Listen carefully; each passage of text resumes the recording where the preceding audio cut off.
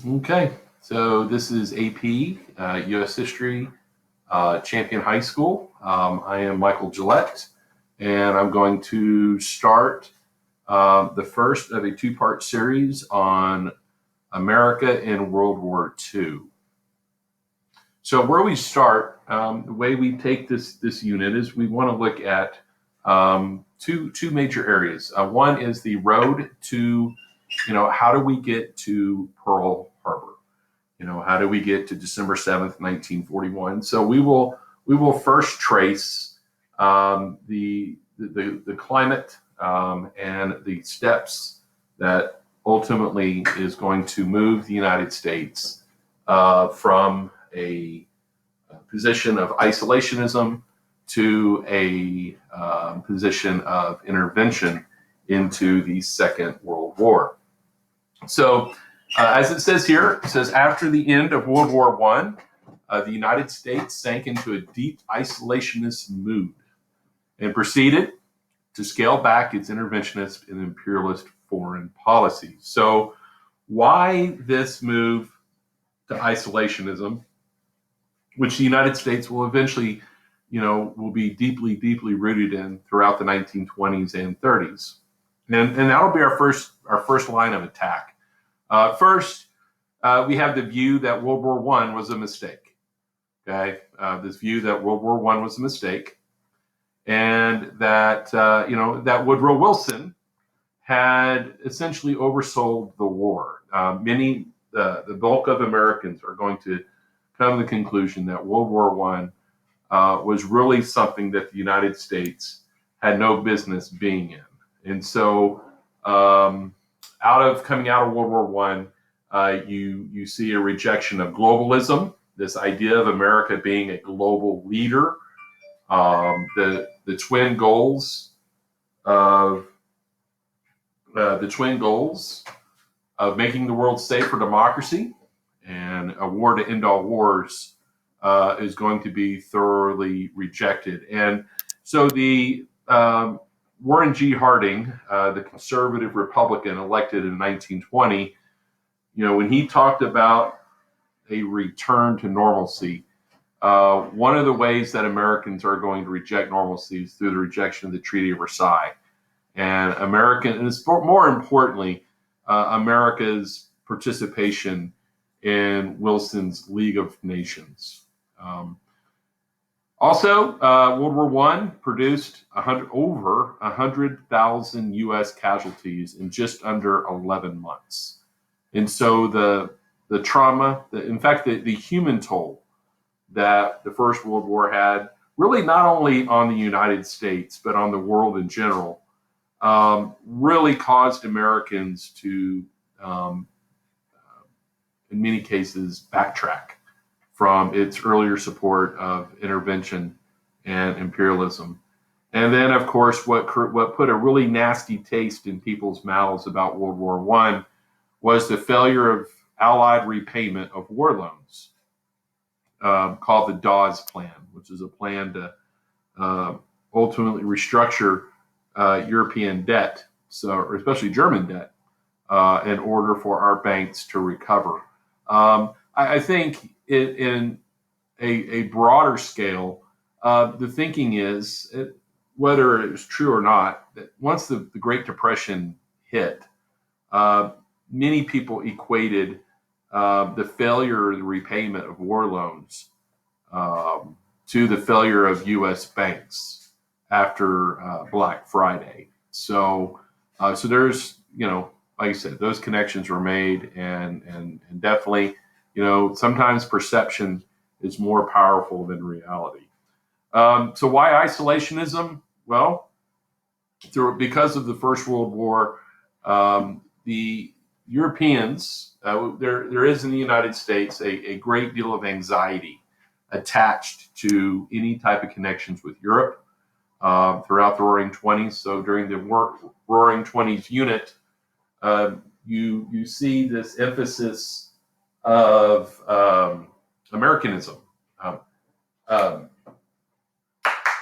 Americanism, and so you've got this anti-European, whether it's through the Red Scare, immigration restrictions, the Spanish flu, or the higher tariffs. You saw that Americans, through their actions here at home, sought to promote a policy of really distancing themselves, policies in which they distance themselves from Europe and take meaningful steps to isolate themselves from Europe, whether it's through tariff policy or immigration restrictions. That's definitely a major goal during the period. And so we look at the image of a fallen soldier in World War One.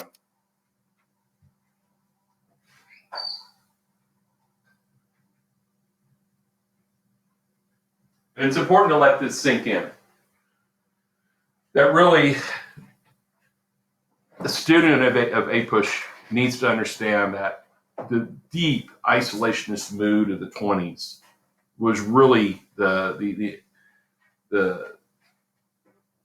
heavy human toll that the war took. Really convinced Americans to reject a globalist, interventionist, and imperialist foreign policy. So you look at the war deaths. Now, you see the United States, you look at the percentage of all casualties. And of course, understand when you look at this, this is not taking into account casualties that were suffered by Germany and its allies. But the United States, only in the war for 11 months, found itself with 2% of all casualties, wartime military casualties. We're not talking about civilian casualties.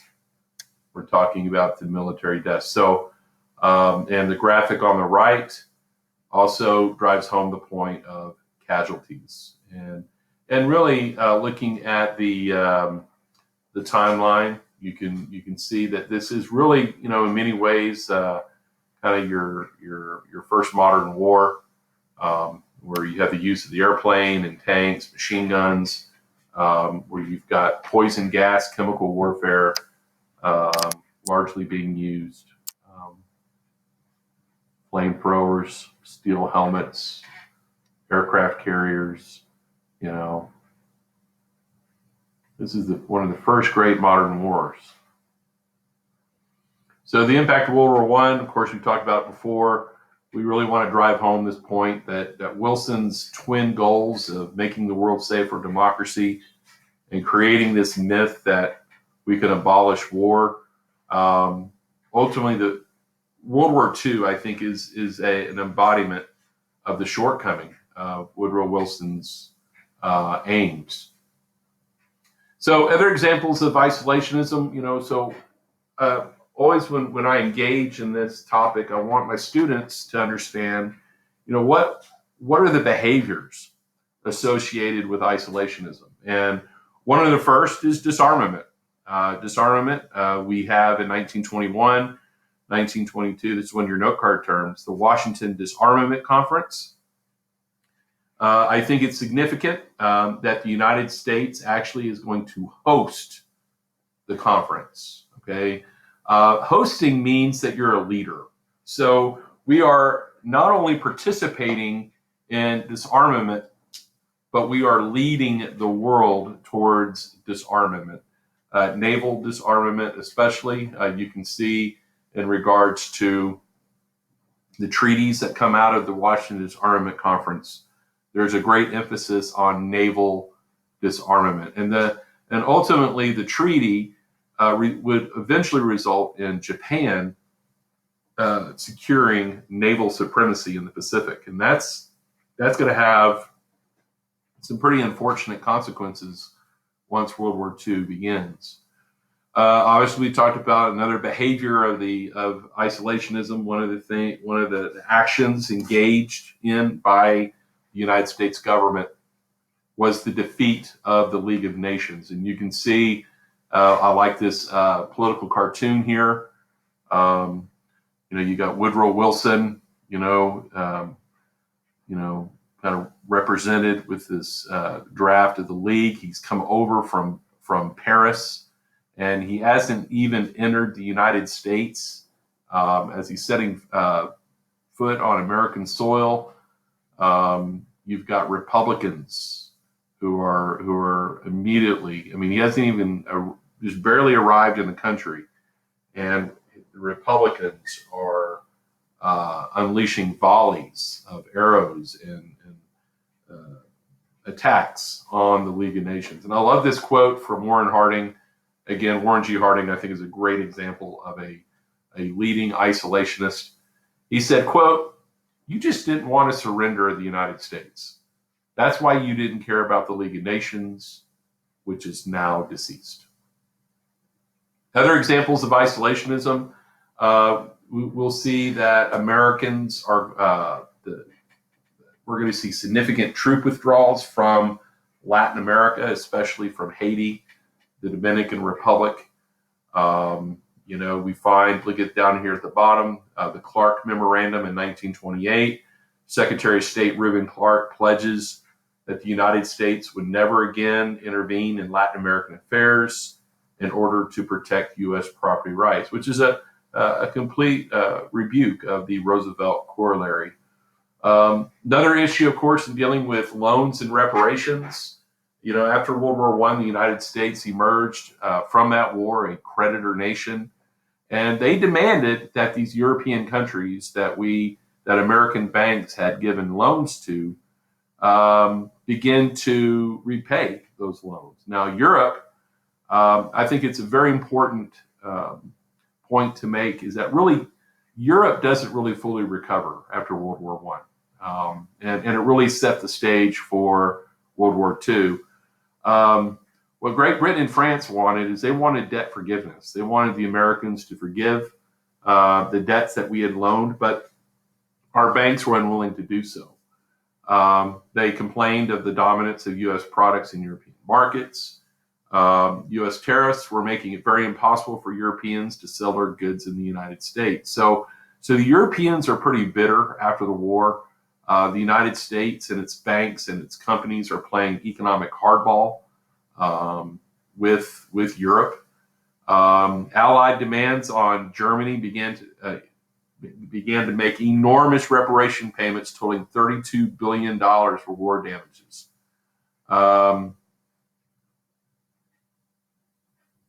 And that's a typo I need to fix.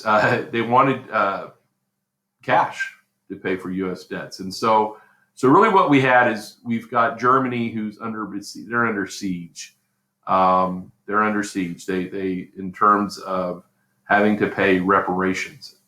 $32 billion total. And the reality is Germany is in no position. They're not in any state in order to pay back what they owe in reparations.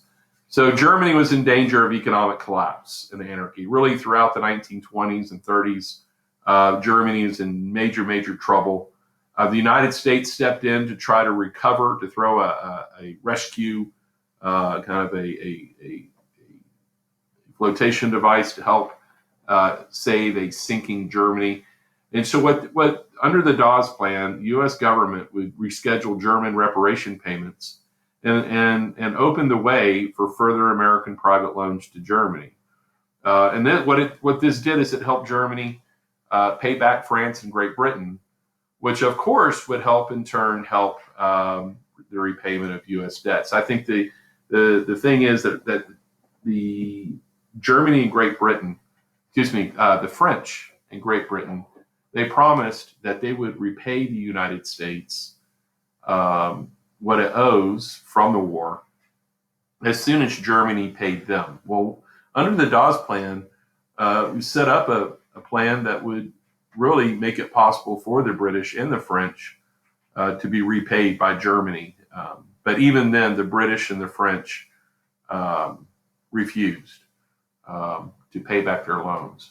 Another example of isolationism is the Kellogg-Briand Pact. It's arguably, it's one of my favorites. It was a 1928 pact ratified by 62 countries, in which all the member nations of the pact made a public proclamation that war was to be illegal, that war can only be made for defensive purposes only. And so when you think about the Kellogg-Briand Pact, think about how the world's aggressors, Stalin, Hitler, Mussolini, the Japanese, that what message did the Kellogg-Briand Pact send to potential aggressor nations? Now, what it did do is it gave Americans a false sense of security, and it helped to bolster totalitarianism. And of course, when we think of totalitarianism, we're thinking dictatorship. Okay. What also helped perpetuate and grow a strong isolationist impulse in the United States is connected to the photo that you see here. And of course, what we're looking at here is the Great Depression, right? The Great Depression hit, and Roosevelt made it very clear, especially in his inaugural address, but even before his inaugural address, that the United States was, that basically Hitler is Europe's problem, that America is going to turn inward, and America is going to, we're going to see to our own problems. And we had plenty of domestic problems. So foreign policy is going to be something that is not going to be stressed by the government during the Great Depression. Hopefully that makes sense. Obviously, the greatest enemy to the United States is unemployment. And during the New Deal, and especially, also during the Hoover years, there's a big emphasis on unemployment and fighting unemployment. And the unemployment issue, the unemployment problem, is going to essentially preoccupy the time of the government, not foreign policy. Other important events and developments in the area of U.S. isolationism to help illustrate why the United States is engaging and adopting this type of program, especially as dictators begin to emerge and as fascist governments begin to establish themselves. A lot of it had to do with, like we said, the Depression. But you also start to see FDR is going to take steps in order to prep the American people, to prepare the American people for potential dangers from these dictators, like the picture seen here. This is the fascist leader of Spain, Francisco Franco. So we will actually, when you look at the bullets here and these events here, many of these are definitely no card terms, but many of them are aimed. A lot of these steps are taken in response to the dictators, in response to the rise of totalitarian governments. You got to think about what is the United States doing as these dictators are coming to power. And so I really want to focus on the neutrality acts. And there's time in this presentation where we will actually look at the neutrality acts. I actually put a link there to the Neutrality Act of 1935 for you to read, as well as Senator Bennett Champ Clark's defense of the neutrality laws. That as we start to get aggressive actions coming from namely Italy and Germany, the United States, rather than take bold stands against the aggression, the United States is going to shrink from it. I do want to hone in on, down here at the very bottom, the London Economic Conference. This was a conference of the leading major powers, world leaders gathered in London to discuss kind of a global, it was a global conference in talking about and discussing the Great Depression. And at this economic conference, which Hitler and Mussolini and other bad actors, they're at this conference. At this conference, FDR made it very clear that the United States was not going to intervene in European affairs. And so that really gives Hitler and Mussolini and other bad actors greater confidence to continue aggressive behavior. Okay, so another event that helped to bolster and create a strong desire of isolationism and, of course, eventually neutrality, especially as aggression will commence, as aggression begins, is you have North Dakota Senator here, Gerald Nye. He forms a committee called the Nye Committee, and it was created to investigate whether or not the United States was drawn into World War I solely to increase profits for American munition companies. And of course, in these committee hearings, it was concluded by Nye. Of course, Nye is very much anti-business. He feels like there was a lot of collusion between these defense companies, these munition companies, and Woodrow Wilson. And he called these companies, quote, merchants of death. And so the committee and its actions and its deliberations were public. The American people were very much well informed as to the types of discussions that the committee was holding. And his committee, if you look at the second bullet, his committee confirmed the theory that munition companies were in cahoots with the government.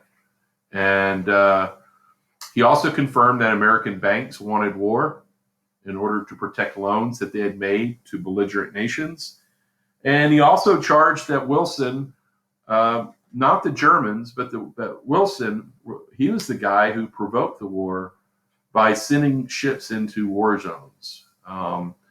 So what this committee did is it really resulted, you look at the very bottom, it helped give even greater gravity into the importance of passing neutrality laws. So as aggression is beginning to intensify in Europe during these years, there is a greater sense of isolationism and support for neutrality or neutral actions because of Nye's committee.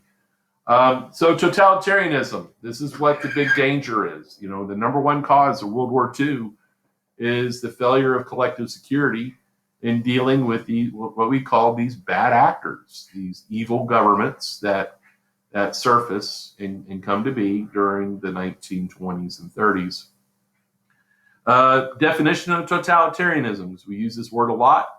It's a form of rule in which the government attempts to maintain total control over society, including all aspects of the public and private lives of its citizens. And you had totalitarian governments that were on the far right, fascists, and you had totalitarian governments that were on the far left, communists.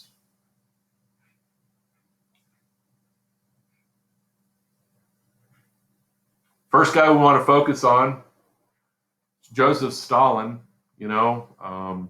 Vladimir Lenin dies in 1924. And after a brief struggle for power with Trotsky, Joseph Stalin emerges as the head of the Soviet government. His focus was on creating a model communist society. He sought to make the Soviet Union into an industrial leader in the world. He made, as it says under the third bullet here, he made agricultural and industrial growth the primary economic goals of the Soviet Union. He abolished private ownership of farms and replaced them with collectives. Okay, so that's your classic communist model, is the destruction of private property and for the state to essentially assume control of the means of production. So in the Soviet system, the government assumes control of the farms, the industries, all basic institutions, newspapers, you name it. Okay. So he did this as part of what he called a 4-year plan. And by 1937, the Soviet Union, or the USSR, is the second largest industrial power. And of course, in coming to power, Stalin carried out one of the largest purges in world history. It's not the largest, but it's one of the largest. An estimated 13 to 15 million people were killed as part of this repressive regime. You know, the thing is, one thing that communists are really, really good at are making mass graves, purges. The worst purge in human history were the Chi-Coms, the Chinese, Chairman Mao Zedong. He holds, and it's actually in the Guinness Book of World Records, that when the Chinese communists came to power, they purged an estimated $25 million, or excuse me, 25 million people. 25 million people. But ultimately, in Joseph Stalin's Russia, citizens had no political or economic liberties. Religious freedom had completely been annihilated. And I think in looking at these totalitarian governments, there's a rule of thumb that the communists and the fascists pretty much hate each other. Okay, they pretty much use each other to cement themselves into power. Then you have Benito Mussolini, what contributed to the rise of fascism in Italy. Obviously, and it's going to be the same story in Germany as well. Poor economic conditions are going to mire Italy. Substantial labor unrest, labor strikes are going to help bring about a change in government in 1921. Of course, what was desired, as you can see under bullet number 2, many middle and upper class Italians demanded stronger leadership in dealing with the problems of Italy. So Italy, they come out of World War I, and Italy is in chaos. Italy's in chaos. And so Mussolini, believe it or not, a journalist, took advantage of these problems. He was a dynamic speaker, very charismatic, and he appealed to, of course, he's the head of the fascist party, established the fascist party in Italy, and he appealed through his gift of the gab to the people's national pride. But like many of these dictators, and I think this is a very important point. If you look at that third major bullet, it's very important that these dictators are going to play upon the fears that people had.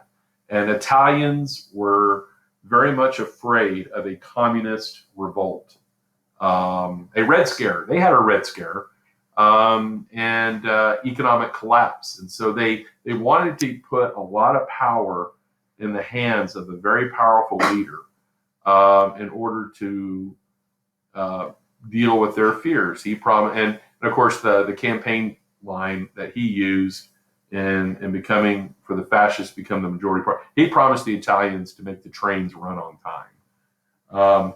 So it's amazing what these dictators are going to promise in order to gain elective office. And for him, it was making the trains run on time. So what is fascism? He did establish the fascist party. The Nazis, by the way, are fascists. The Japanese government, the Imperial Japanese government, is also fascist in nature. And fascism stressed nationalism and placing the state's interests above those of individuals. And say, okay, so for Mussolini particularly, there was this belief that power must rest in a strong leader and a small group of devoted party leaders. And you see that not only in Italy, but Germany as well. The title he went by, you'll see there, Il Duce. Il Duce actually means the leader. Of course, Hitler is going to have his own title.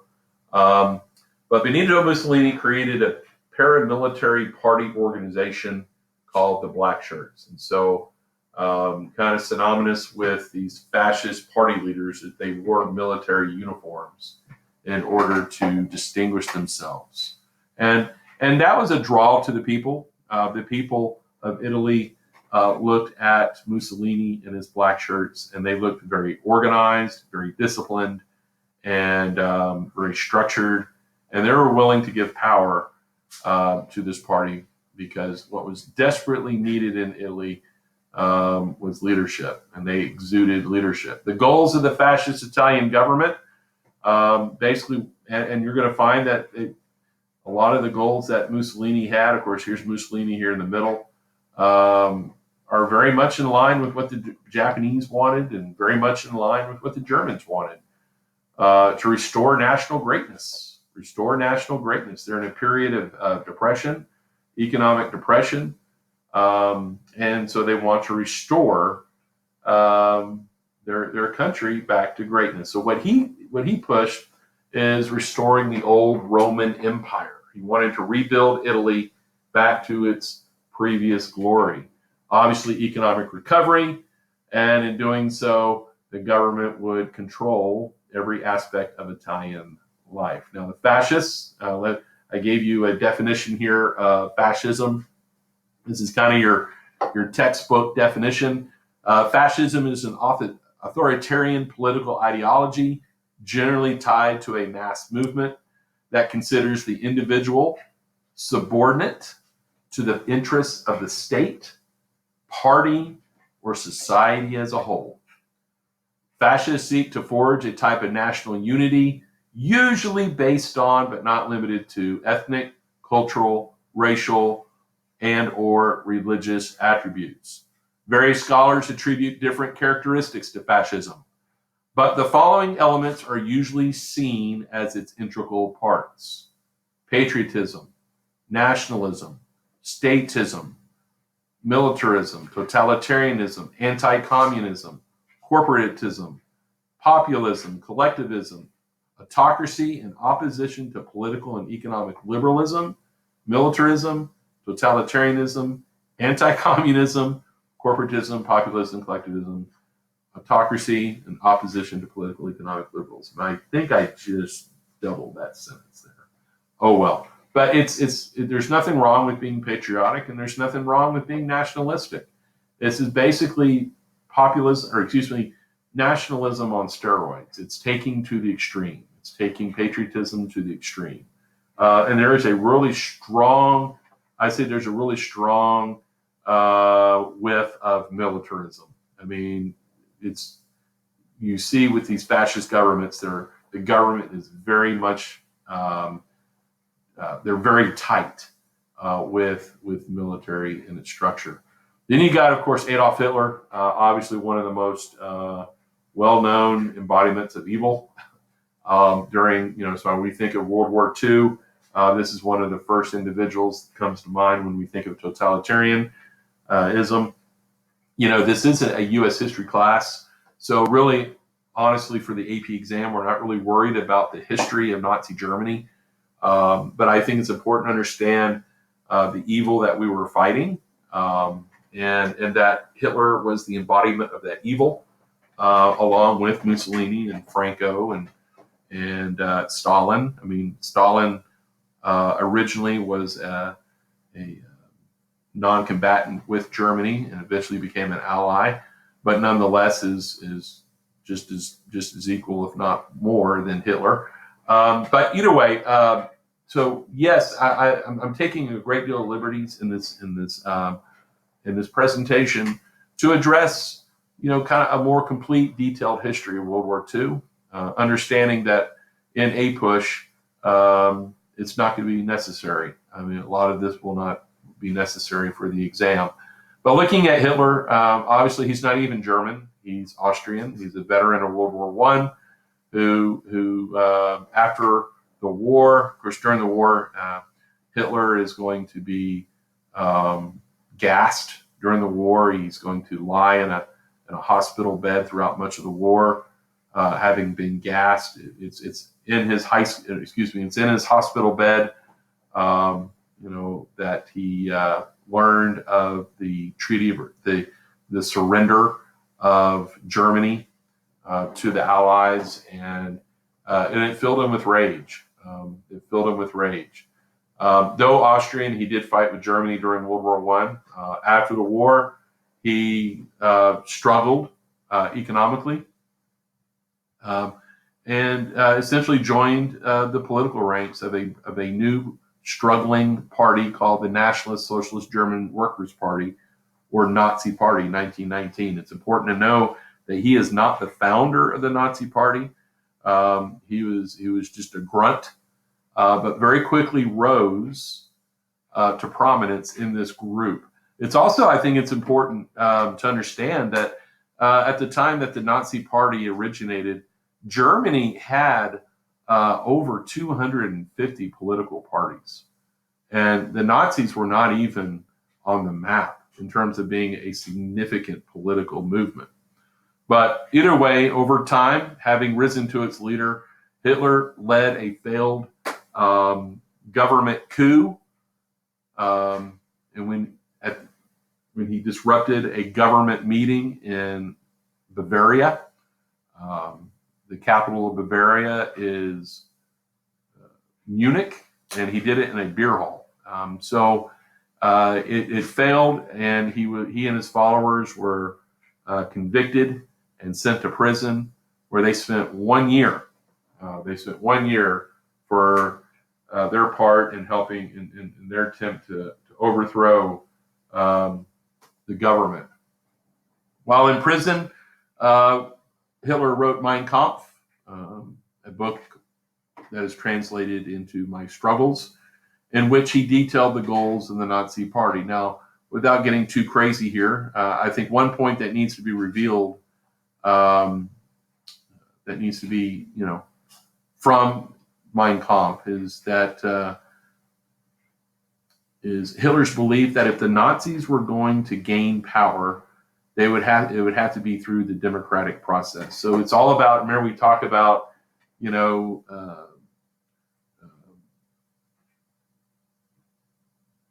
that you could perceive, that you can achieve radical ends through conservative means.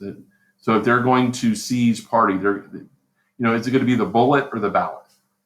And they tried the bullet in the beer hall. It didn't work. So he was convinced that for the Nazis to gain power, they would have to win elections. So it's important to understand that the Nazis obviously were the German version of fascism, marked by its extreme nationalism and militarism. The central idea of the Nazi Party, by the way, the Nazi Party was originally made up of German World War I veterans. And the glue that held the members of this party together in its early days, in its infancy, was their hatred of the Treaty of Versailles. They felt like the Treaty of Versailles handed over to the Allies German sovereignty, and they wanted to reclaim that lost German sovereignty. So the goals of the Nazis, and I think this is important because, again, I think it's important that we pursue, what is evil? I mean, what does evil look like? We want to understand what exactly is it that we are going to fight. What are we going to try to eradicate? The goal of World War II, obviously, one of the goals of World War II on the part of the Allies was to eradicate Nazism. So let's look at what Nazism is and what they were hoping to achieve. Of course, he articulated all of these goals in Mein Kampf, and so you knew in the early 1930s exactly what Hitler was wanting to do. All you had to do is read his book, and it was out there for really everyone to see. First of all, first goal, he wanted to extend control over all German-speaking people in Europe. 2, he wanted to persecute Jews. He's going to scapegoat the Jews for all of Germany's troubles. He promotes this concept of Lebensraum, this idea that in order for Germany to prosper, it needed to expand its borders. 4, rebuild the German economy through militarization. He promised the German voters full employment through the building of a military, rebuilding the German military. Of course, according to the Treaty of Versailles, Germany was not allowed to militarize. There were limits to how big their army could be. There were limits to how big their navy could be, and he violated all of these rules that were put on Germany by the Treaty of Versailles. He is going to militarize, and in doing so, he's going to give Germans employment, job opportunities. He's going to seek to reclaim territory that Germany lost during World War I, including the Rhineland. The Rhineland is a very important piece of territory that was seized during the Treaty of Versailles negotiations. Okay, so that being said, last but not least, two more. And this is actually something, it's going to be one of his first actions as Chancellor of Germany, pull Germany out of the Treaty of Versailles completely. And number 7, purification at home, racial purification, this promotion of the blonde-haired, blue-eyed Aryan race, the creation of a master race that he felt was destined to rule the world. And he wanted to make inferior races subordinate to the German, inferior races such as Jews, Slavs, and all non-whites, he felt like were deemed to serve the Aryans. And so the Third Reich is the name of Hitler's government, and he bragged that it would last 1,000 years, which, no, it only lasted 12. But nonetheless, the Third Reich is going to be the name of his government. So that being said, the Great Depression helped the Nazis come to power. I think the Great Depression is, when you talk about a cause of World War II, the Great Depression is one of those important causes because dictatorships need economic ruin. I forgot. I need a. That's another typo. That first. Oh my goodness, my phone is killing me here. So the dictatorships need economic ruin in order to grow, and Hitler is definitely going to exploit the bad German economy in order to get votes, and of course that's something that's going to happen. 1933, he becomes chancellor, which is the equivalent of like prime minister position in the government, and then once he came to power, he created groups that helped consolidate his power. He not only consolidated power in his own party, but he's going to consolidate power in the general German government. Groups like the SA, the SS, the Gestapo. These 3 are very important. So I put a link to each one of these if you wanted to learn more. These are your brown shirts. They're kind of like the propaganda wing of the propaganda machine of the German army or the Nazi party. The SS was they were the black uniforms, and they took an oath not to defend Germany, but they took an oath to defend Hitler. The SS, that's going to be the organization that will actually run the camps, the concentration camps. The Gestapo, that's Hitler's secret police, which was used to go after Hitler's political enemies and the enemies to the Nazi party. I think very quickly before, this is basically what dictatorship means, is that you begin to really see the elimination of other political parties. Other political parties are going to be gradually eliminated and marginalized by Hitler and these organizations. You're also, and I put a link to this as well, the Nuremberg laws are going to be passed by the Reichstag. The Reichstag is the German government, their legislature. And these laws were aimed at segregating Jews from German society. So you really start to see kind of like Jim Crow. You start to see this segregation and discrimination against Jews in Germany. And one thing, I think it's, this going door to door and confiscating guns. Gun registration, the Nazis carried out gun registration, and the gun registration eventually led to gun confiscation in order to prevent the German people from overthrowing the Nazis. Then you begin, as soon as Hitler comes into power, we see the beginning of what was called the final solution, which was very much detailed in Hitler's Mein Kampf, which are the death camps, the Nazi concentration camps, where 6 million Jews, and I want to revise this number, it's actually up to 6 million non-Jews will die. It's debatable, but the ballpark number, you could get anywhere from 3 to 6 million non-Jews. You're talking about homosexuals, gypsies, intellectuals, a lot of teachers, by the way. A lot of teachers went to the gallows, went to the camps. Anyone that the Nazis saw as potential threats to their power. Then you had Kristallnacht, which is the night of broken glass. I put a link to that if you wanted to learn more about it. That's where, basically in one, overnight event, you saw a targeting of Jewish-owned businesses.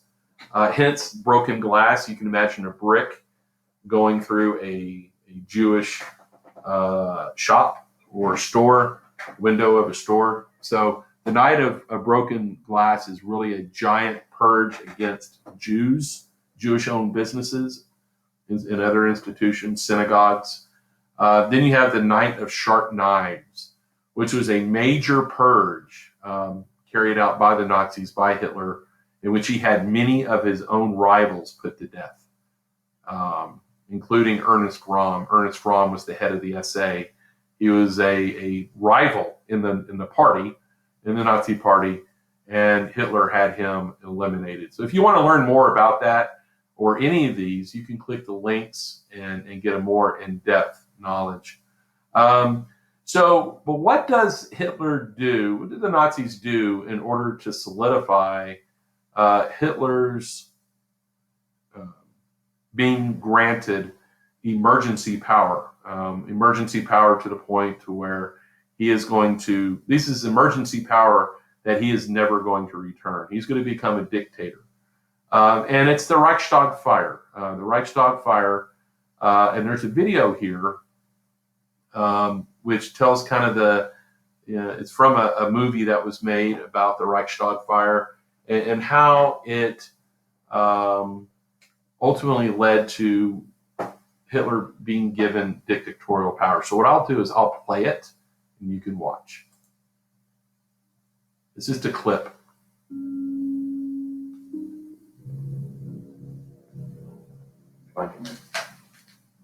Sometimes primitive force is the only way. Perhaps there's some kind of legal reason behind it, of course, something outrageous to provoke response.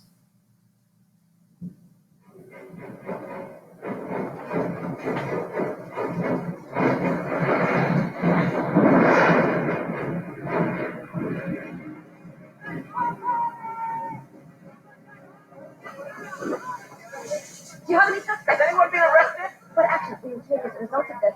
Just be a communist what? What happens? Apparently a Dutch communist broke into the fire.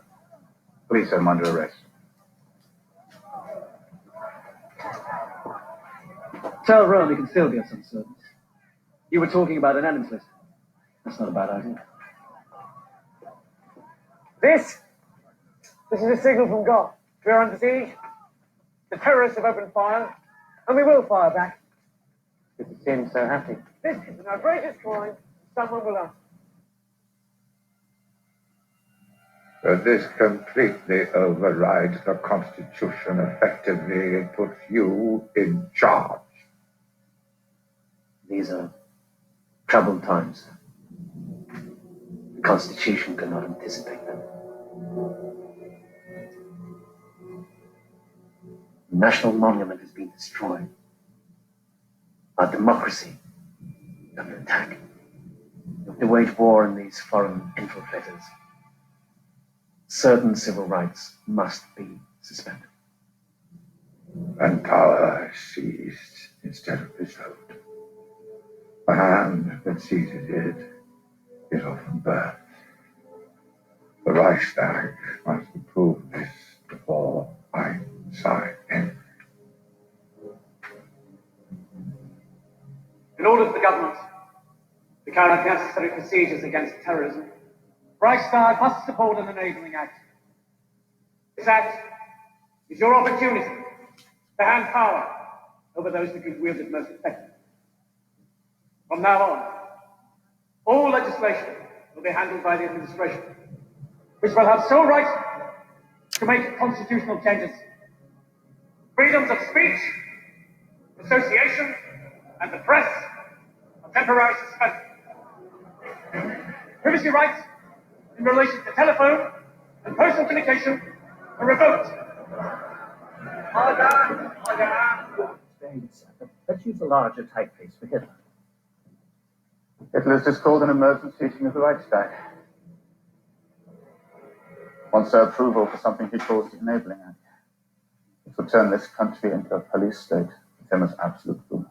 God, no matter what he does, he just gets stronger. I'll bet the Nazis set the fire themselves. I am the Reichstag, the chance for peace in Germany. Never! If you respect our politics, Vice Chancellor, please return to his seat. I will take any refusal as a statement of opposition. Gentlemen, you must decide. Will it be peace or war? Deutschland, Deutschland, über alles, über alles in der Welt. Es wird zu Schutz und Schutze, über ihn zusammenhält. Und der Gott ist auf die Welt. Und der Welt ist auf der Welt. Deutschland, lieber alles, lieber alles, lieber alles.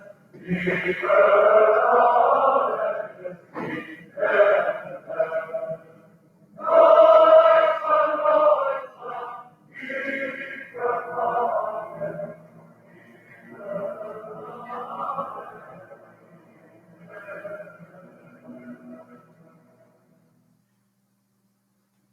Okay, so you see here in the video Adolf Hitler assuming basically all power, especially you notice the power of the legislature. I mean, he's addressing the legislature, and he talked about part of his enabling act is to assume not only executive power, but also legislative power, the suspension of liberty, suspension of the Constitution.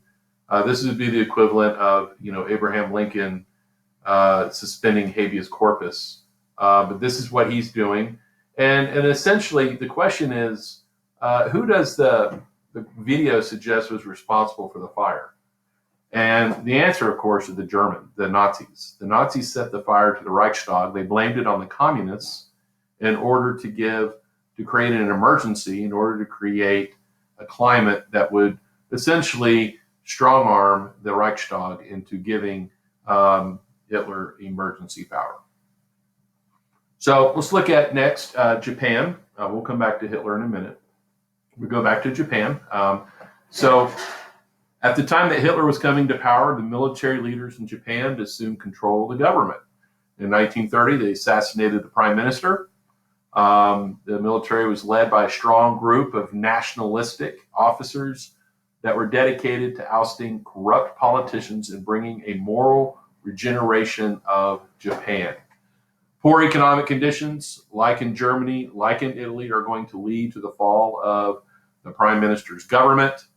And they blame the poor economic conditions on both a Chinese boycott of supposed to be Japanese goods, there's another typo, and American tariff policies. Japan's government was ultimately ruled by an emperor, as you see here, Emperor Hirohito, who is believed to be a living god. And so what we want to look at next is we want to trace, this road to Pearl Harbor. We want to look at just going all the way back to Teddy Roosevelt.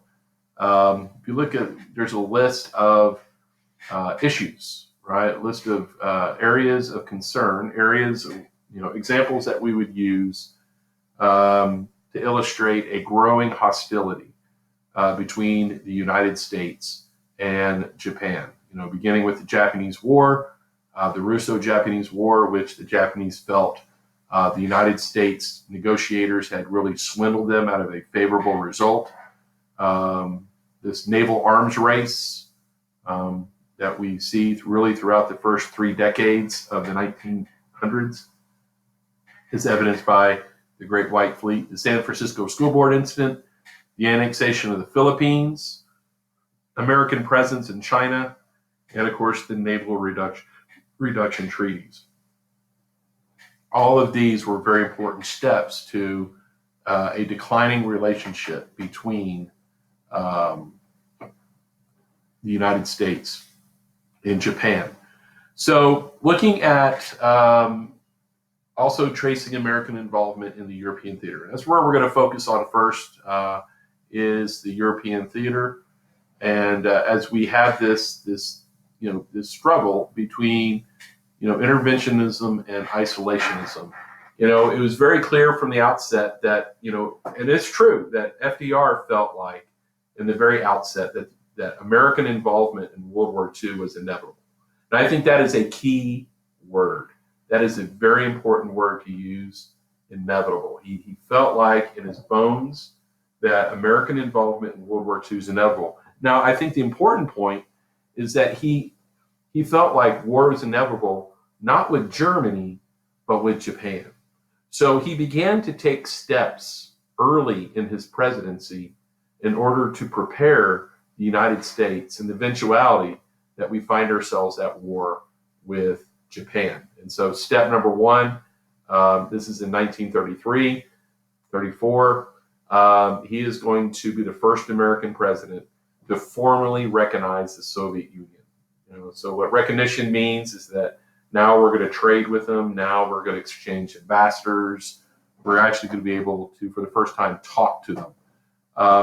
And the reason why, because if we're going to go to war, if a war with Japan, if it's inevitable, if World War II is inevitable, the Soviet Union would be a very important ally, especially in a war against Japan. He also carried out the first ever peacetime draft, in which during basically the depths of the Great Depression, even when men were looking for work, he held the first ever peacetime draft, drafting 3 million men into the armed services. Also, the Tidings-McDuffie Act. This is a law that ultimately signaled to the Philippines that they would be given independence in the year 1945. So he, in recognition, seeing that a war with Japan is likely inevitable, he wanted to create goodwill with the Philippines. And through the Tidings-McDuffie Act, by promising the Philippines a gradual move towards independence, he was hoping to improve relations enough, because I promise you guys, if there's going to be a war in the Pacific, it's the Philippines is going to be a central part of that war. And then number 4, the good neighbor policy. The good neighbor policy, we last week, in our lunch bunch on the first inaugural address, in the first inaugural address, he actually describes, FDR describes his good neighbor policy, talking about improving relations with Latin America. Because if there is going to be a World War II, we want to improve our poor relations with our neighbors to the south. And so the good neighbor policy was built around rebuilding friendships in our hemisphere. Because remember what the Zimmerman Note was, World War I, it was an effort on behalf of Germany and Japan more indirectly, to get Mexico to join their side. And so understanding this, FDR wants to really improve relations in the Southern Hemisphere. So what FDR had to do, I think what's important to understand, is FDR an isolationist or is he an interventionist? And what we know about FDR is that he is an interventionist.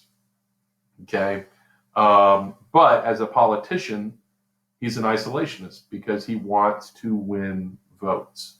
He's got to win elections, and the mood in the country is isolationism, though privately, FDR is definitely an interventionist. So as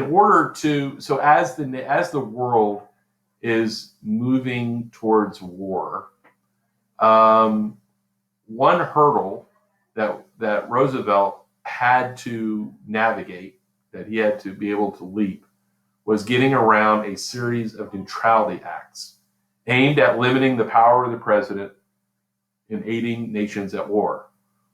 These were called the Neutrality Acts of 1935, 36, and 37. And so basically the idea is that at a time in which war was moving towards World War in both Asia and in Europe, FDR was limited by congressional acts that limited his authority. So at the outbreak of the war in Europe, isolationist politicians and spokesmen urged caution and non-intervention. People like Senator Robert Taft, who said that we should turn the United States into Fortress America, put landmines on our beaches, basically defend our homeland, and not get involved in sending troops overseas to fight in war. And another leading spokesman, isolationist spokesman, in fact, one of the most famous, is Charles Lindbergh, leader and spokesman of the America First Committee. America First Committee is one of your no-card terms.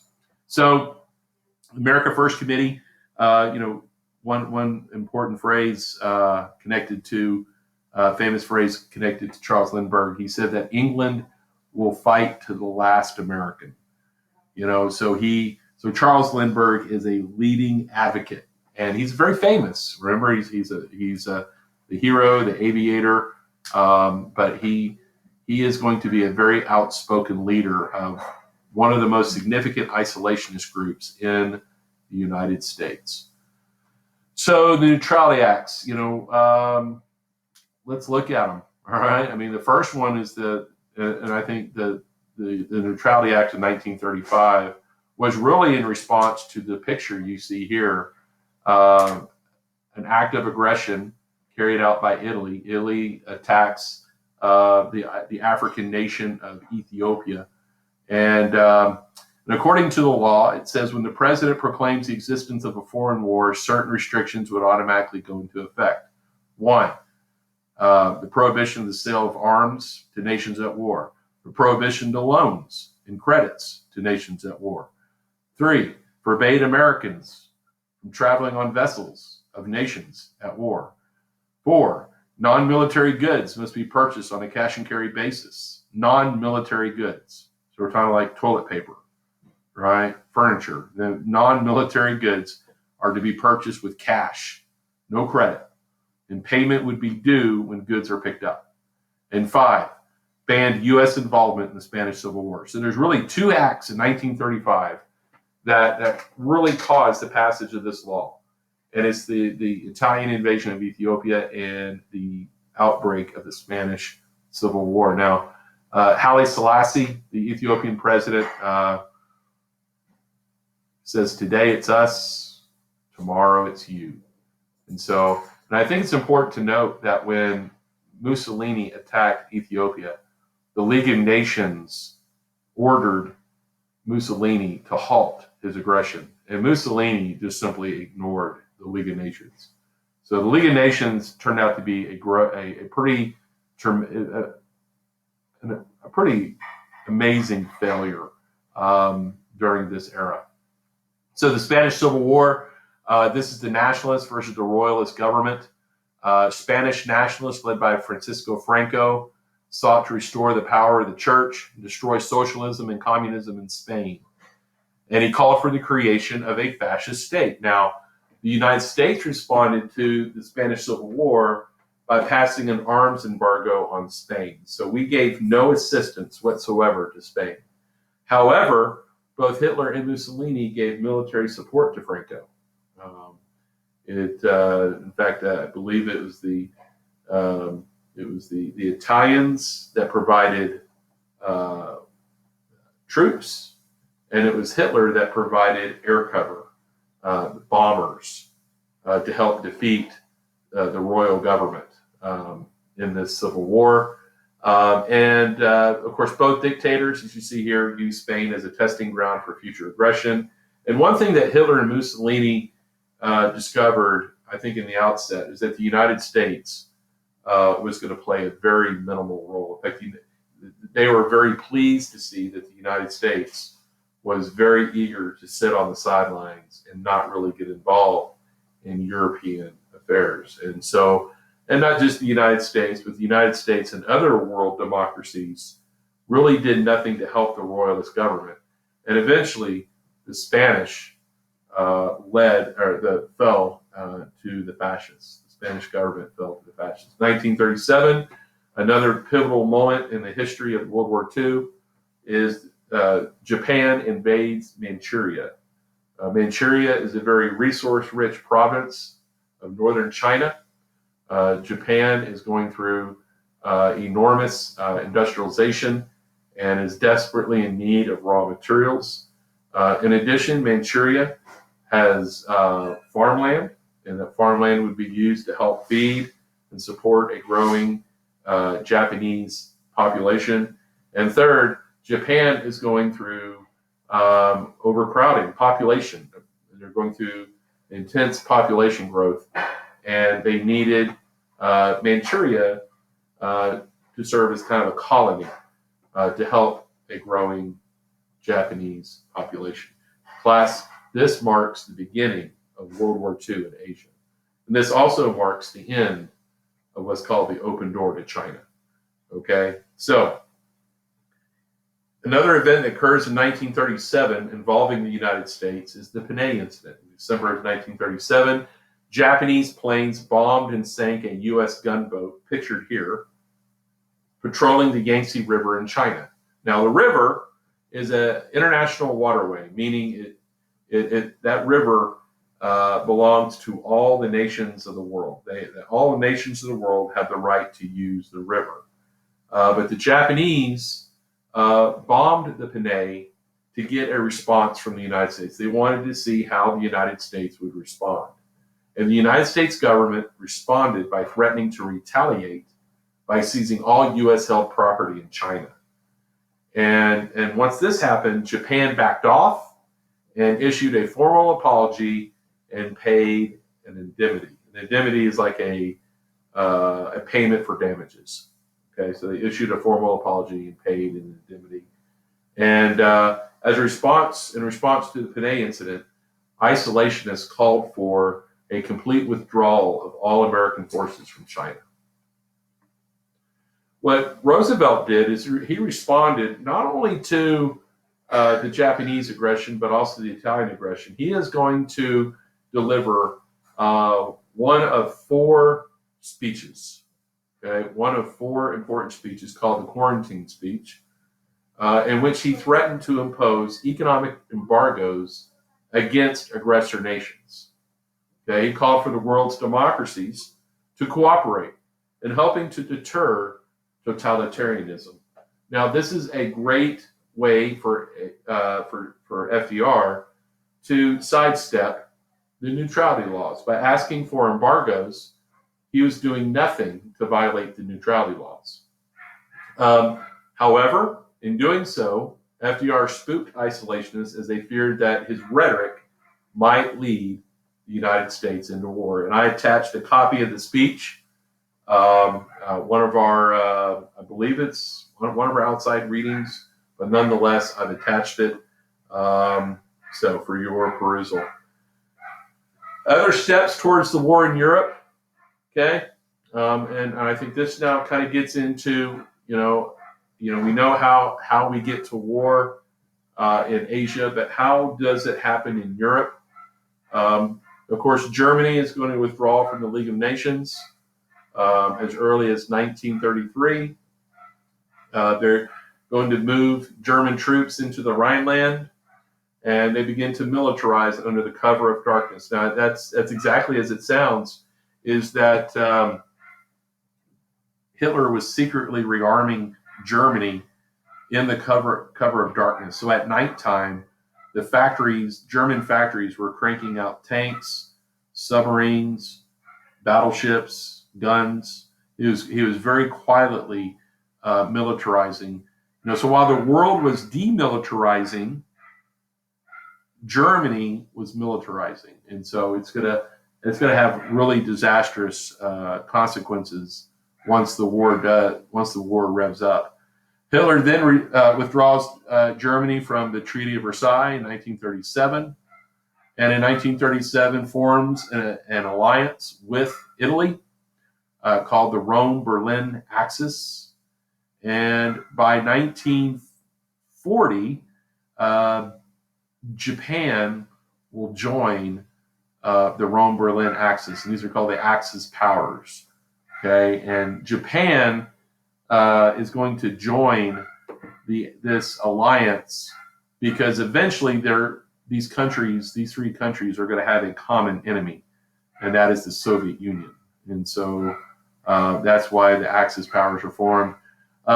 So really, German aggression is first traced to the annexation of Austria in 1938. It's called Anschluss, which means kind of like an addition, that it's annexed to Germany. Of course, remember the goal of Hitler is to unite all German-speaking people, and he amassed troops on the Austrian border and made damning speeches on the radio, arguing that the Austrian government was abusing German-speaking people in Austria, and rather than go to war against Germany, Austria just simply opened the gates to the country and let the Germans in.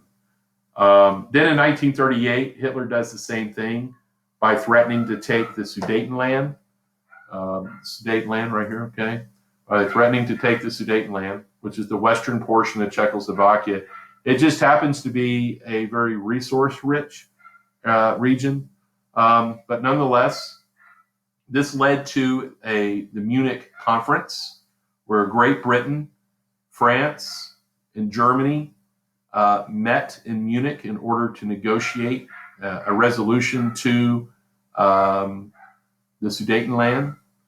And so essentially the agreement was made, the Munich Pact was made, where Great Britain and France they're going to give Adolf Hitler the Sudetenland in exchange for Hitler's promise for no more aggression, no war. In fact, he came back from Munich, he got off the plane, and British Prime Minister Neville Chamberlain will say, "There will be peace in our time. I've looked in the eyes of Hitler and I see a friend, and he's going to eat those words. He's going to eat those words eventually. Now, Winston Churchill, who is a member of Parliament and does not share the sentiments of Neville Chamberlain, said, "I will begin by saying what everyone else would like to ignore or forget, but which must nevertheless be stated, namely, that we have sustained a total and unmitigated defeat, and that France has suffered even more than we have." So he's essentially, Churchill's point is that the only thing we've done through appeasement is we've made this dictator dangerous, even more dangerous. World War II in Europe starts on September 1st, 1939, when Germany breaks the Munich Pact, invades Poland, and within a few weeks will essentially conquer the nation. Now, understand that before he invaded Poland, he signed a separate agreement with the Soviet Union, a non-aggression pact with the Soviet Union, in which they promised to divide Poland amongst themselves. So originally, the Russians were an ally to the Germans, which is ironic because one is communist and the other is fascist. 3 days later, on September 3rd, France and Great Britain declare war on Germany. And on September 5th, Roosevelt declares neutrality. So here's a speech. This is like a portion of the speech delivered by Neville Chamberlain when he returned from the Munich Pact, when after signing it. I'm not necessarily going to play it and save time, but you have access to this, and I recommend that you watch it. So you can see Poland. Of course, remember, Poland is one of these newly created countries out of World War I, and it was created largely from land taken from both Russia and Germany. And so, in September 1st, 1939, they essentially, these two nations attacked Poland simultaneously, and then they divide it amongst themselves. So here's Austria. Here's their Sudetenland here. Here's your Rhineland. This is really the first act of aggression by the Nazis, was taking this, the Rhineland. Okay. So in response to Nazi aggression, Congress passed another neutrality act. This is in response to what happened to Poland. This time we have war. Great Britain and France is in desperate need of weapons, especially planes. One thing that Germany has that's really devastating are planes, and so Great Britain and France is in desperate need of planes. And according to the Neutrality Act of 1937, weapons sales to belligerents was illegal. So FDR, though he declared neutrality, it wasn't in thought. He believed in intervention, but he felt like these neutrality laws, he was hamstringed by them. Were obstacles in helping. So, in order to increase, and it's really what you want to think about here, class, is you want to think about FDR is really trying to move the country. He wants to gradually try to convince the American people that one way or another, the United States needs to be involved. And so he does it by making careful speeches where he's very quick not to offend the isolationists, but he begins to take, like we talk about, these measured steps to try to convince the American people of really what their reality is. The reality is that we really cannot hold on to an isolationist neutral stance, that at some point the United States is going to be involved in this. So he gives his second major speech in December of 1939. This is a fireside chat, which is called The Arsenal of Democracy. This is one of your outside readings, where he basically says that the United States must become the great warehouse of the Allies. That like it or not, we have to help the Allies with materials, war materials. And so the Congress responded with the Neutrality Act of 1939, which basically said, okay, we'll provide war materials, but on what's called a cash and carry basis only. Meaning that if England needs war materials, they have to come over here and get it, and they have to pay in cash. We aren't going to give any loans. We're not going to repudiate any war debts, and we're not going to get any of our ships torpedoed. Okay, so so what we begin to find is that because of this cash and carry policy, and now that France and Great Britain are taking advantage of the United States as a warehouse, right? That we begin to see the U.S. economy recover. And so Americans, guys, this is the Great Depression here. All right, this is the Great Depression. We're hovering around 15 to 20% unemployment. And so people in the country began to connect this recovery to our assistance that we were giving to the French and the British. So essentially, by May of 1940, Denmark, Norway, the Netherlands, Belgium, Luxembourg fall to the Nazis.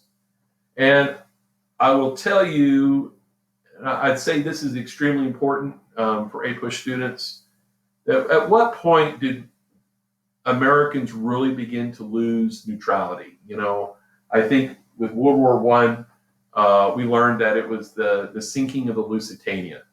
We call it that, that big bucket of ice water, right in the face. What eventually wakes up the American people to the absolute horror and danger of the Nazis and the fascists. And it was the summer of 1940. The summer of 1940, in 2 weeks, it took 2 weeks for the Germans to conquer France. The fall of Paris was that big, giant bucket of ice water in the face of Americans. And of course, the war is absolutely going really, really bad for the British. Of course, it's the Dunkirk rescue. That's one of the great movies, one of the great World War II movies, Dunkirk, about this effort to rescue a retreating British army out of France. And of course, it's actually one of Winston Churchill. By this time, Winston Churchill is prime minister. Neville Chamberlain has been voted out of office.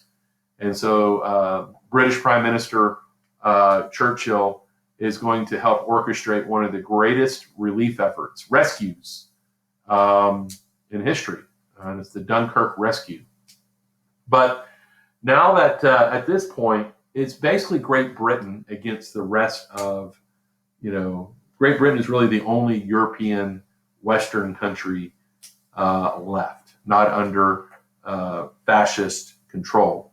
So in order to soften Britain up for a German invasion, understand that in British history, Britain has only been successfully conquered one time.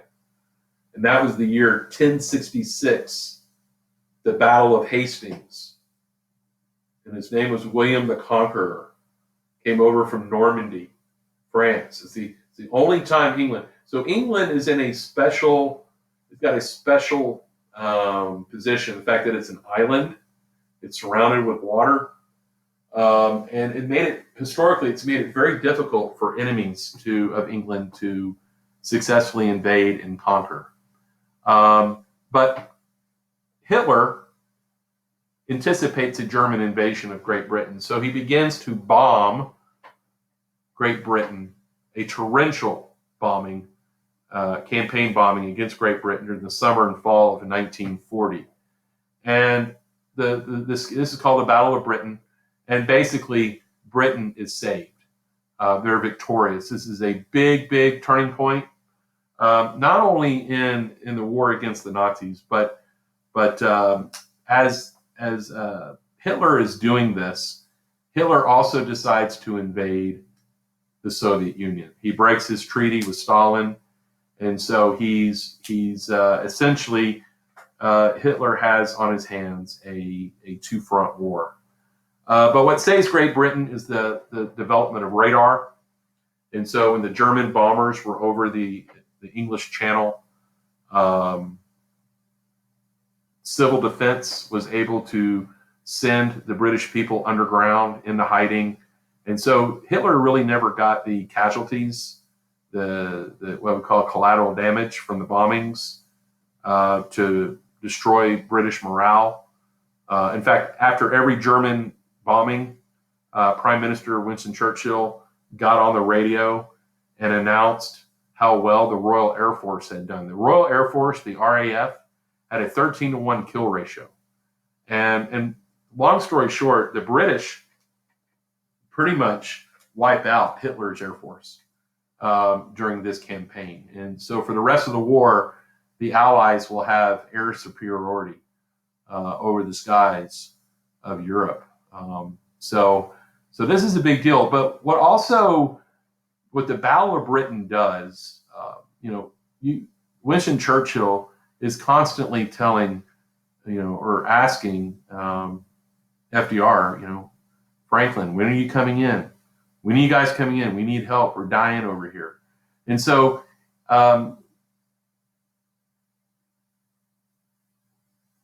okay. So let me address this first. So obviously one of Hitler's biggest blunder, and you could argue, as many World War II historians will, that Hitler probably would have lost the war anyway, likely, but breaking the non-aggression pact with Russia was the worst possible thing he could have done. So anyway, that was not good. So if you look up here, so FDR is convinced that the United States needs to help Great Britain during the Battle of Britain. But like I said before, he's hamstrung by the neutrality laws. And Churchill is pleading with him for assistance. FDR promises that after, and this is what it comes down to, 1940 is an election year. He's running for an unprecedented third term, right? So he's going to break the two-term precedent. And so he runs for a third term. He goes, hey, listen, Winston, as soon as I win my third term, I don't care about winning anymore. I'll be done. Which is a lie. But anyway, he's like, dude, as soon as I win this election, we're going to take on these isolationists and we're going to get the laws changed and we will come help you. So, but in the meantime, think about what FDR does to get us ready. We talked about it already. The first ever peacetime draft, we've got 3 million men ready to go. We see a $37 billion defense budget, which is 5 times greater than any New Deal budget, in the construction of an Air Force and our Navy. Okay? And what got those defense budgets through Congress, the reason why the people are willing to spend $37 billion, first of all, it puts a lot of workers to work, right? It's the fall of France. That's the key. And after the fall of France, FDR, for the first time publicly, says what he's been saying in private forever, that American policies are going to have to shift. We're going to have to start helping the Allies. We also have a deal that was done. It's called the Destroyer for Bases deal, in which the United States is going to give Great Britain 50 destroyers in exchange for 8 overseas naval bases. And he does it without asking Congress.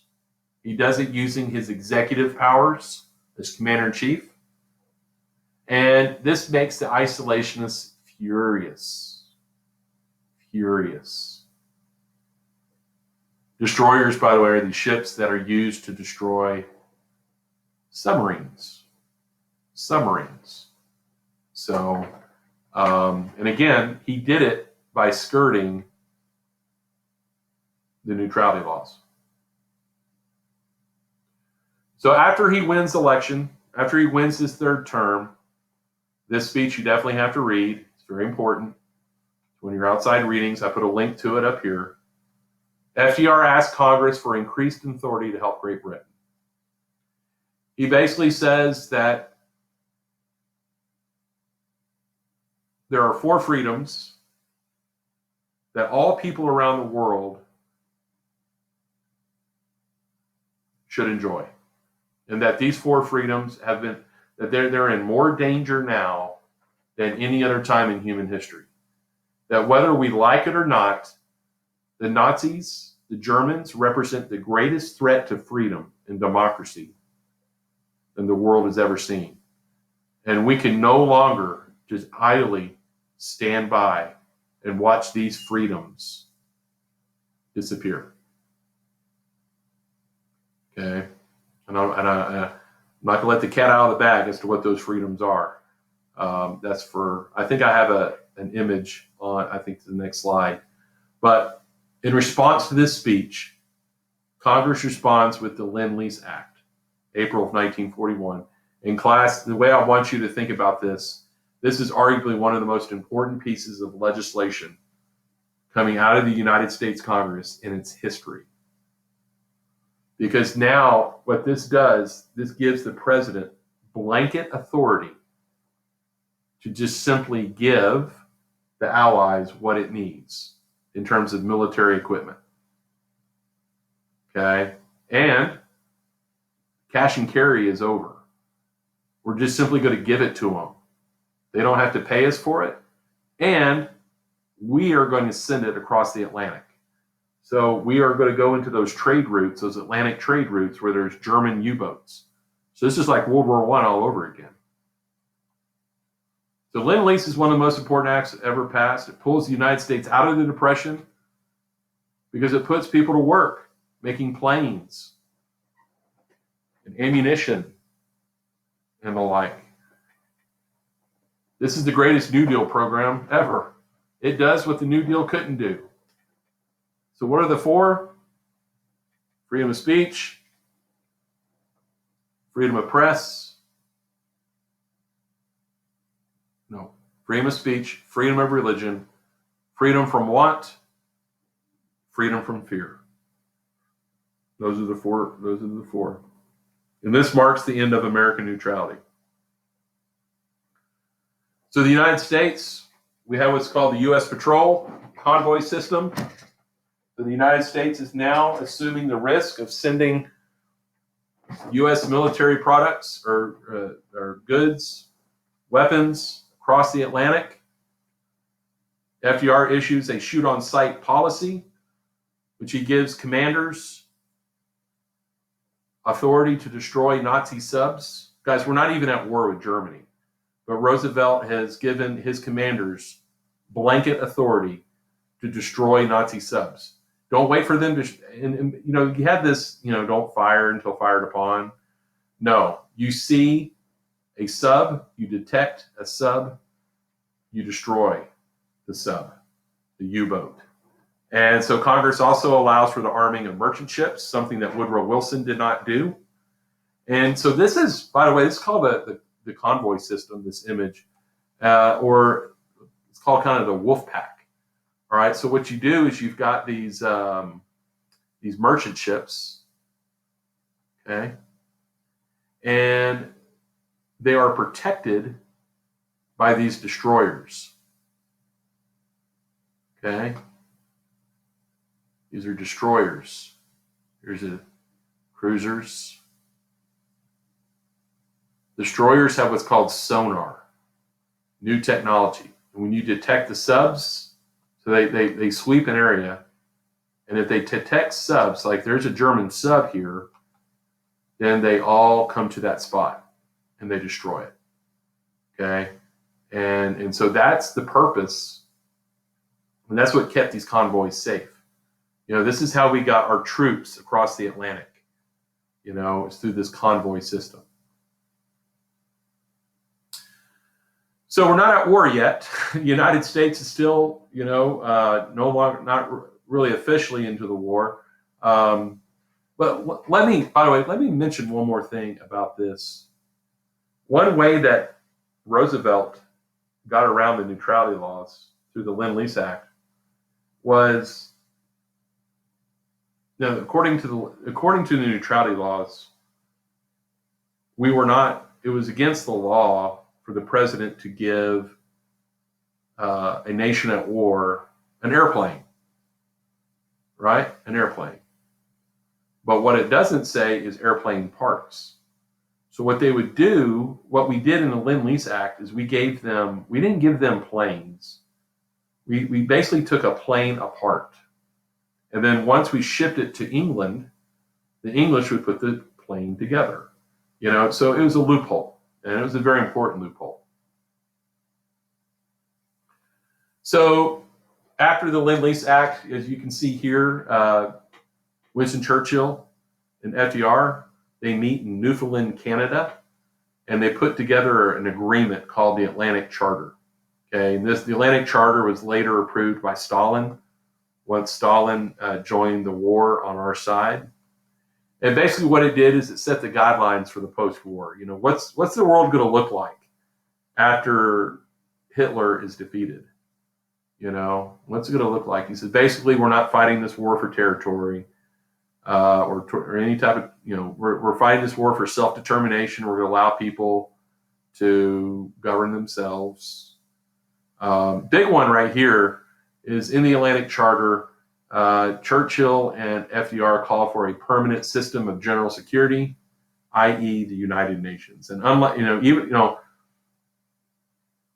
unlike the League of Nations, the UN will not fail. Okay, this will not fail. They realized that one of the reasons why World War II happened is because the League of Nations as a concept failed. And so they agreed that once the war was over, that they would do a do-over. That they would take basically Woodrow Wilson's idea and improve it. And the United Nations is born on the deck of that ship. Of course, one of the goals, of course, is free trade, reducing tariffs, reduction of worldwide poverty, and disarmament of aggressor nations. So the Atlantic Charter, very important. It's one of your note card terms. You got to know it. Okay. So looking at this move towards Pearl Harbor, because, you know, eventually the United States is going to be dragged into the war. You know, I think FDR was completely fine being the warehouse of the Allies, supplying them with money and food and weapons. But ultimately, what's going to draw the United States into the war is Pearl Harbor. And what causes the Japanese to come to the conclusion that an attack on Pearl Harbor was essential is what we call the two embargoes. Okay, the two embargoes. There's two U.S. embargoes, economic embargoes, put on Japan that were devastating to the Japanese. Now, think about Japan, and I'm going to read this along. It says, Japan was hell-bent on bringing about a new Asia. They saw themselves as bringing Asia out of the Dark Ages. You know, the Japanese saw themselves as the leading peoples in the Asian world.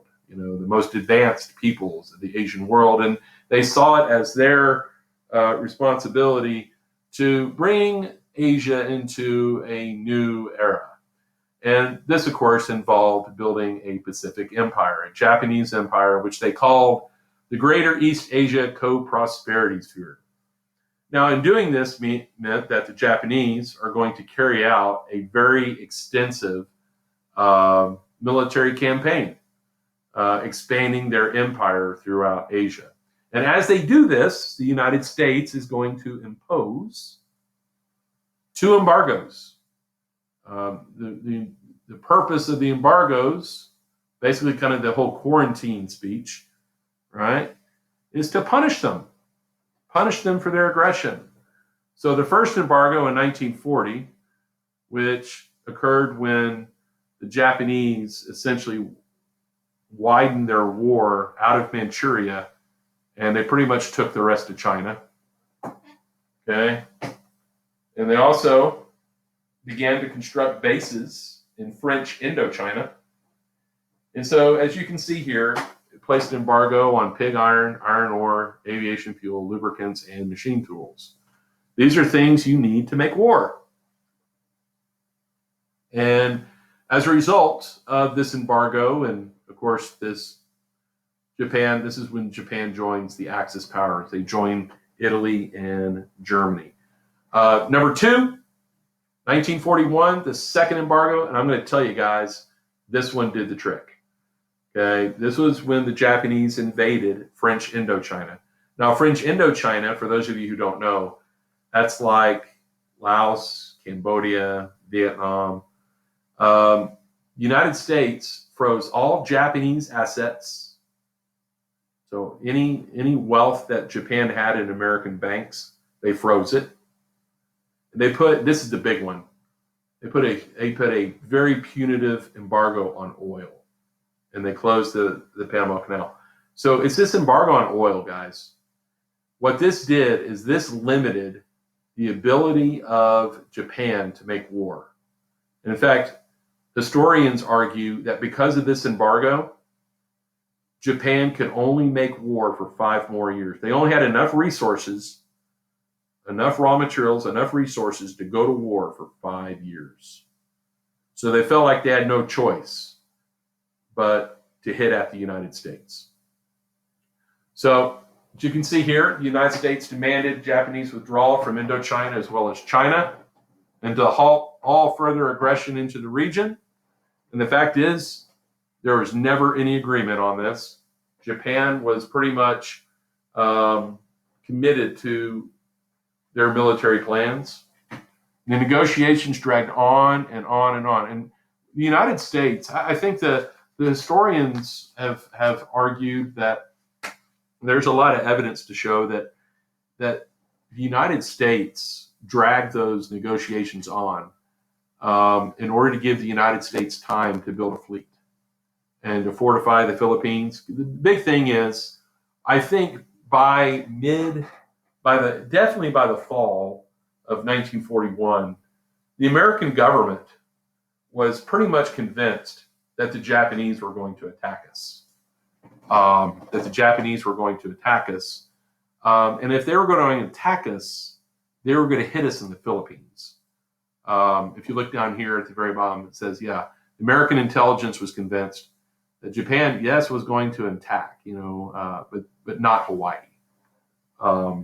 But kind of the big deal is in October of 1941, during this second embargo, a new prime minister comes to power, a militarist by the name of Hideki Tojo. You got to know him. He pushed for an attack on the United States. He felt the United States was a paper tiger and felt that war was inevitable and needed in order to cripple the U.S. fleet in one massive surprise attack. There he is, Hideki Tojo. So he is going to order plans of a military attack at the Pacific Fleet, our Pacific Fleet, headquartered at Pearl Harbor in Hawaii. So Pearl Harbor, headquarters of the U.S. Pacific Fleet. Of course, it was one of the, as you can see here, what FDR called it was the December 7th, 1941, day that will live in infamy, right? In which we see 8 battleships either sunk or damaged, 88 planes destroyed, over 2,500 Americans, or 2,500, Americans killed, 1,100 wounded. Now, of course, this has been romanticized in a movie, Pearl Harbor. I put a clip of this movie. There's a lot in this movie that is it's Hollywood, man. It's Hollywood. But basically, the Japanese did not do at Pearl Harbor what they hoped to do. They hoped to destroy our aircraft carriers, and our aircraft carriers were not there that day. They did inflict heavy casualties, massive losses, but they also did not destroy the dry docks.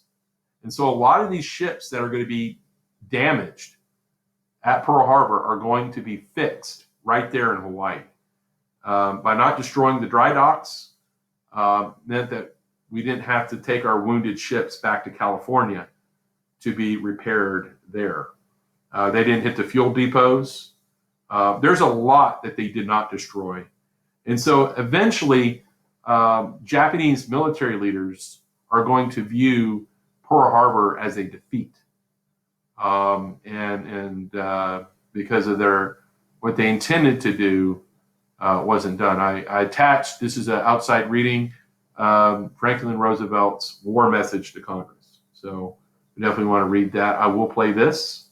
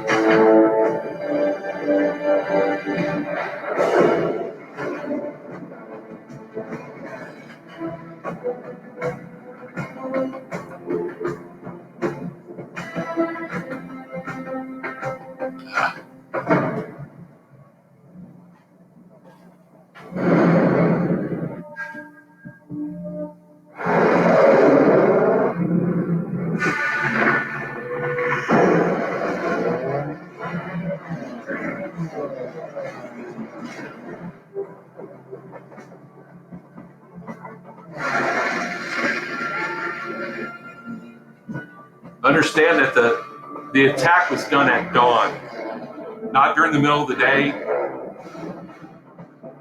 It was at dawn. Most of the men were in their bunks, sleeping.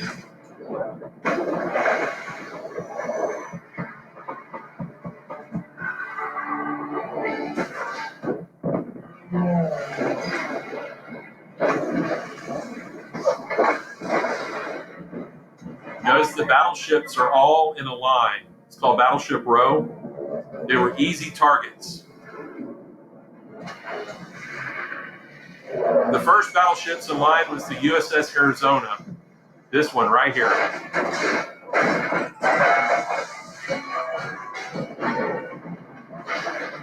The majority of the men who died at Pearl Harbor were on the USS Arizona.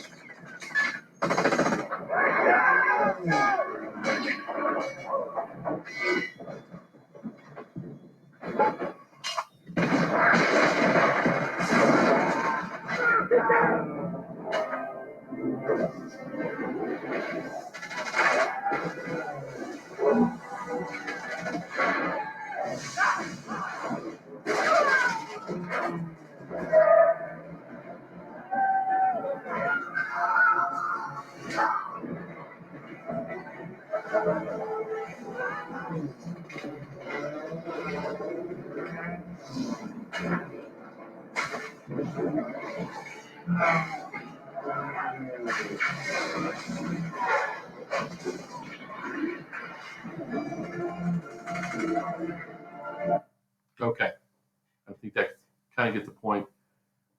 So December 8th, the United States declares war on Japan. And 3 days later, Hitler declared war on the United States. So now we are now involved in a 2-year war against the Japanese and the Germans.